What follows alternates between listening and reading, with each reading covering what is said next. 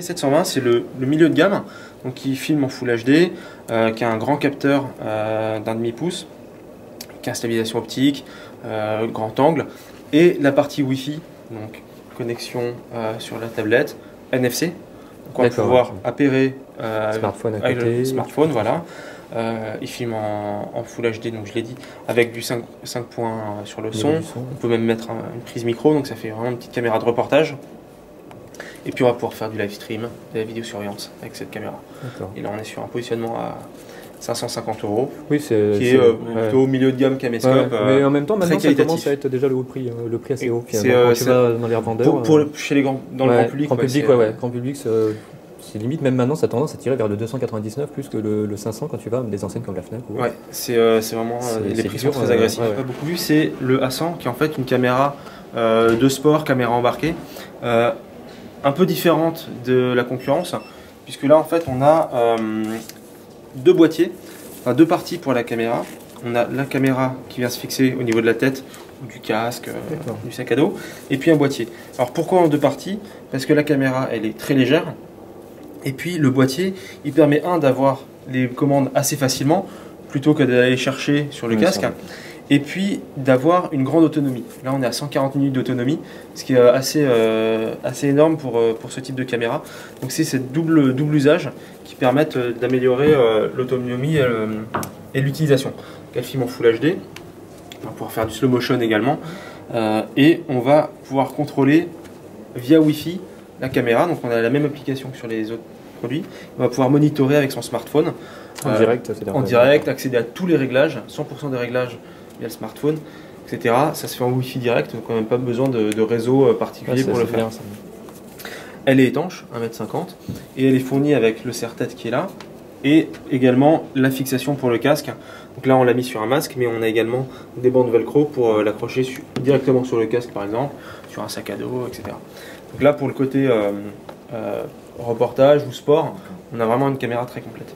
Est-ce que dans le futur il y aura un fil ou pas? Parce que c'est vrai que ça peut être gênant quand on fait du sport par exemple. Aujourd'hui en fait le fil il est vraiment là pour l'autonomie, pour améliorer l'autonomie et puis pour avoir ces boutons déportés. Sans fil on aurait eu tout sur la caméra, un bloc classique et donc plus lourd, peut-être un peu moins pratique à utiliser. Donc c'est le TZ40, nouveau vaisseau amiral iZoom de Panasonic avec un zoom 20 fois, un grand angle 24 mm et puis cette fonction Wi-Fi pour le commander à distance, pour envoyer les photos sur l'imprimante, dans le cloud, sur les réseaux sociaux. Il filme en Full HD, donc bonne qualité vidéo également. Il y a de plus en plus de gens qui filment avec un compact, un hybride ou autre. Le rendu, surtout dans les sombres, des fois, est vraiment impressionnant. Plutôt bien, parce qu'en plus, là, on a un capteur rétro-éclairé, donc avec une bonne qualité d'image, un capteur 18 millions de pixels très détaillé, donc on aura en plus une bonne qualité d'image en photo comme en vidéo. 2013, c'est un petit peu la télé de zéro, quelque part. Ça consiste à se dire, ok, plutôt que de parler de télé avec des fonctions de connexion, et si on disait que Gulli, par exemple, là, c'est exact. Pourquoi ça serait différent de Dailymotion, Yahoo, je sais pas quoi, Google, etc. C'est quoi? C'est un contenu que reçoit ma télé. Donc, les Viera 2013, quand vous les allez sortir des cartons, elles vont ressembler à ça. Par exemple, je sais pas quelle interface par défaut, elle vous affichez ça. Une interface comme ça, entièrement personnalisable. Je peux en avoir autant que je veux, adaptable à mes besoins. Alors un exemple simple, là si par exemple je suis fan de sport, ce téléviseur que vous avez devant vous, comme tout le haut de gamme, il a deux systèmes de réception totalement indépendants. Je peux tout à fait surveiller une série que je suis en train de regarder, là sur Gulli. En même temps, mon guide des programmes, il est interactif. Je vois réellement ce qui se passe sur le côté. Hein. Si j'ai des copains qui arrivent à la maison, il y a le mode les copains arrivent à la maison. Mon écran d'accueil. Regardez ce qui va se passer. La webcam, il a une webcam, la télévision. Il me reconnaît. Voilà, il est en train de chercher. Il ne me reconnaît pas. Voilà, il est en train de chercher parmi les visages. Voilà, il n'y a que moi d'enregistrer.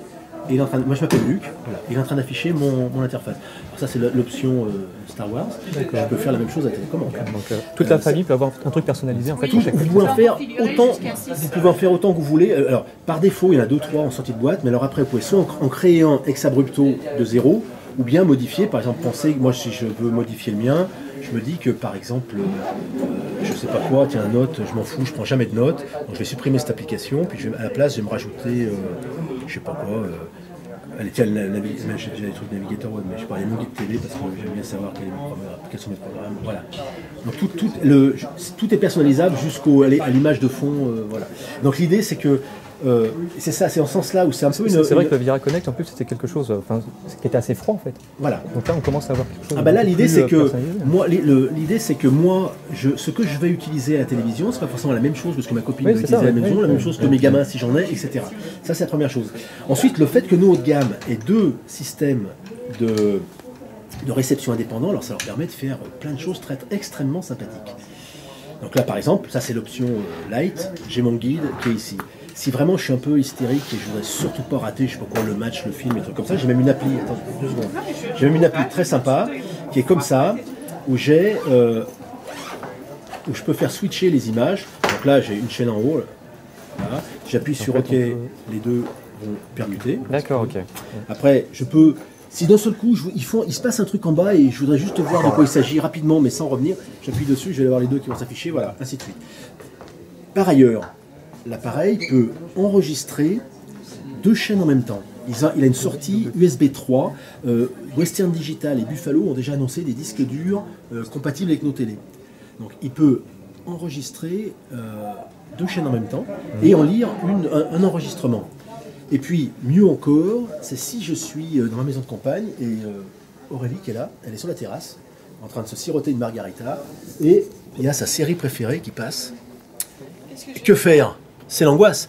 Tout ce que fait ce téléviseur est exposé en matière de réseau en DLNA. C'est-à-dire que tout ce qu'il sait faire, je peux y accéder à distance. Donc là, une tablette, là alors, ça peut être, là en l'occurrence avec un iPad, ça pourrait être une télévision, ça pourrait être ce que je veux. On a une appli notamment qui fonctionne sur iOS et sur Android, qui nous permet d'aller chercher par exemple, d'aller visualiser ce qui va se passer sur ce téléviseur. Donc là je vois qu'on est sur l'équipe 21, c'est la chaîne qui est en Ce que vous avez là, Sandisk Corporation Cruiser Micro, c'est une clé USB sur laquelle on enregistre des photos. C'est-à-dire que même si j'avais un disque dur, avec des enregistrements dessus, à travers le réseau, mon téléviseur expose ce qui est connecté à lui. Et puis le deuxième tuner. Voilà. Là je vais aller dans le tuner. Voilà. Alors là c'est toutes les chaînes disponibles sur le tuner. Là je vais voir toutes les chaînes, je peux naviguer dans les chaînes. Voilà. Et je peux me dire, voilà, je vais regarder, je sais pas quoi, bref, première. Je la rapatrie sur mon... Il expose par le réseau tout ce qu'il est capable de faire en interne. Donc c'est ce système à deux systèmes de réception, il est extrêmement sophistiqué. Il y a plein de fonctions.